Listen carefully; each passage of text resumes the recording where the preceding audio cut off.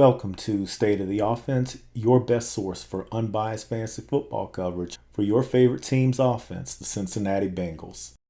In the skill positions, the team brings back most of their contributors from last year. Running backs Samaje Perine and tight end Hayden Hurst are gone.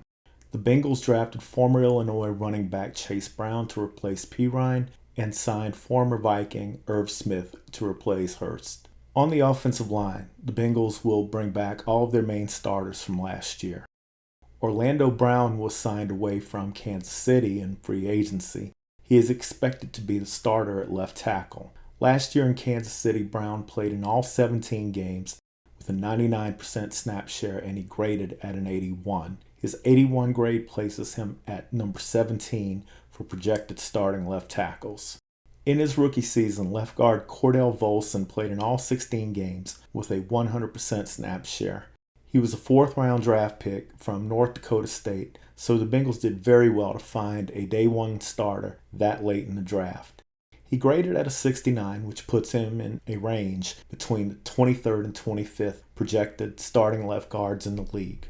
Ted Karras is back for his second season with the team at center. Karras played in all 16 games with a 99.3% snap share and a 77 grade. Karras' 77 places him in the 11 to 14 range of projected starting centers.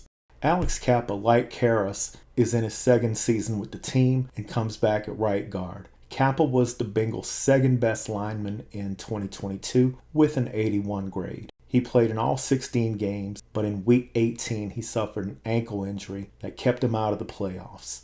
Kappa is tied with Trey Smith of Kansas City for the number 8 right guard in the game.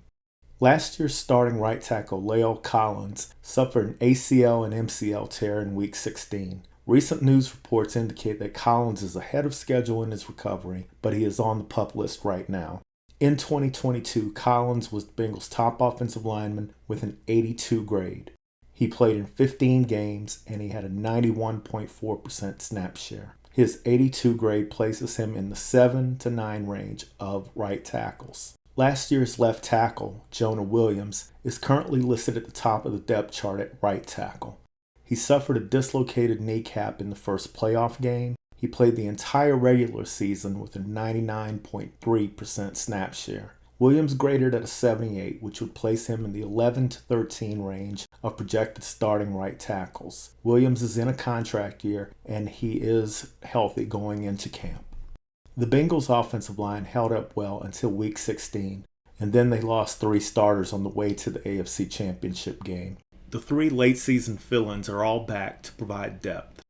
Quarterback Joe Burrow is back for year 4 in Cincinnati, and his impact as a franchise quarterback has completely changed the image of the organization. 2022 was fairly similar to his breakout 2021 campaign. His completion percentage, yards, and yards per attempt were a little down, but his touchdowns to interceptions ratio was a little better. In fantasy, Joe was the quarterback 3 in points, and he was the quarterback 4 in points per game. He is the number 4 quarterback in average draft position, and he's the 32nd player taken overall. Personally, I rate Burrow as the number 19 overall player on my board because I value having elite quarterbacks in fantasy football. Burrow suffered a calf strain, and he will be sidelined for a few weeks in the preseason, according to Zach Taylor. The Cincinnati wide receiver trio of Jamar Chase, T. Higgins, and Tyler Boyd is possibly the best in the game. Unfortunately for Bengals fans, Chase missed 4 games. Higgins had 3 games where he played 26 snaps, 10 snaps, and 1 snap during the season, so his 16 games played is pretty misleading. Tyler Boyd also had a 2-snap game in Week 14, and more crucially, only a 15-snap game in the AFC Championship. Jamar Chase was very close to his rookie year production on a per-game basis. The major difference is how he accomplished it. Chase averaged 18 yards per reception as a rookie, while he averaged 12 yards per reception in his second year. Chase was wide receiver 8 in total points and wide receiver 6 in points per game.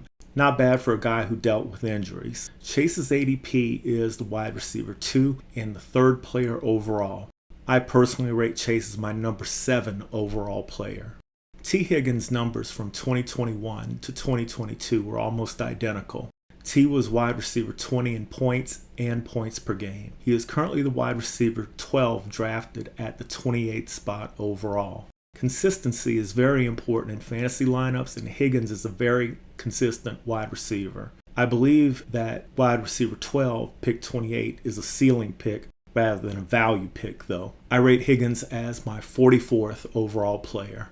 Tyler Boyd was wide receiver 29 in points and wide receiver 44 in points per game. For a number 3 option, this is great production.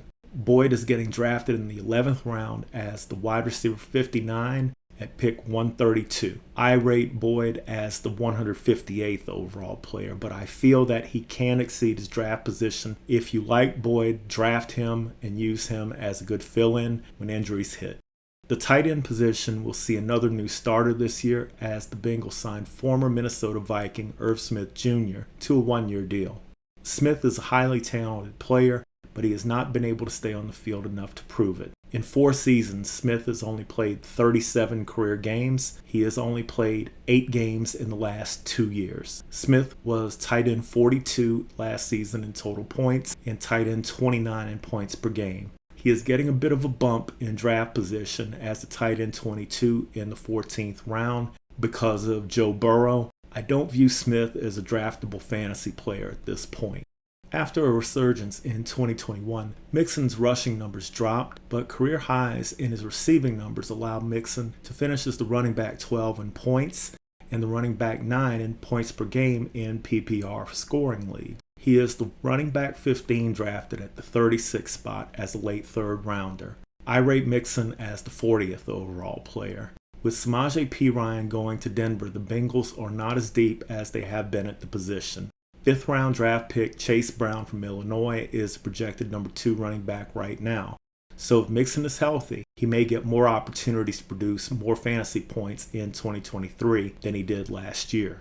With the star power the Bengals bring to the offensive side of the ball, their skilled players are very highly valued in fantasy drafts. Jamar Chase is a mid-first round pick. T. Higgins, Joe Burrow, and Joe Mixon are all in the mix in the 3rd round. I would personally take Burrow as high as the 2nd round if he's healthy at draft time, and I would drop T. Higgins to the 4th. Tyler Boyd as a 3rd wide receiver is an 11th rounder.